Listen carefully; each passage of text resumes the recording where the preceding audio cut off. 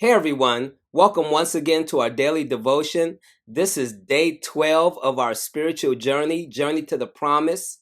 And we're over halfway there. And I pray that you have been drawing closer to the Lord and you have been getting a better understanding of what it means to be a generous giver, or as I like to say, a biblical giver.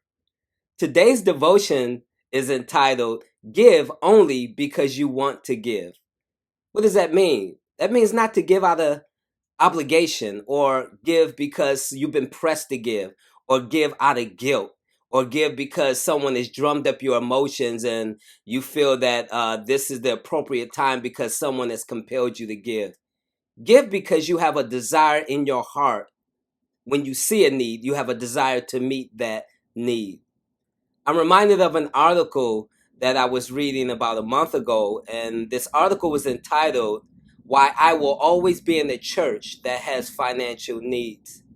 And this was written by a father, and his story goes that him and his wife were struggling to conceive a child. And eventually God had blessed them in the early 70s with a son. And he realized that with this new life that he would have expenses because, let's be honest, children are expensive. But he had no problem with meeting that need for that child, that financial need when he paid for the medical bills, or he said, I remember writing my first check for $1,000 toward meeting the needs of my son. And he did this because he wanted to. He had a desire to meet that need. He had a desire because God had blessed him with his son, and he would do everything possible to continue to meet the needs of this blessing. Well, as the story goes, when his son turned 21, his son died tragically. And he said this, he said, when his son died, there were no more financial needs because there was no more life. There was no more expenses.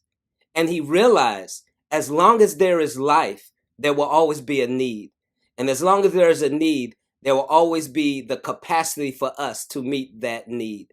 And so that's why he said he not only will always be in a church that has financial needs, he recognizes in a church that has needs, has life. They have life because they are connecting people with people and connecting people to Christ. And in a church like that, there will always be life. And in a church like that, we will always see a need. And when we see that need, we will always want to meet that need. Dr. Tony Evans said it like this. If you give generously to a legitimate need from sincere gospel motives, when it is in your capacity to do so, God will give his blessing to you. And his definition of a blessing is the God-given capacity to experience, enjoy, and extend the goodness and favor of God in your life. So I want you to take that definition and take that quote from Dr. Evans and apply it to your life. When you see the need, do you want to meet the need? Do you have that desire to be, and not only the desire, but to delight? That is what it means to be a cheerful giver, to delight in giving to the ministry and giving to meet that need. So when we give, only do it because you want to. But examine your heart and see, am I truly meeting needs in my giving because I want to? I want to see the life continue in God's house and in the lives of God's people.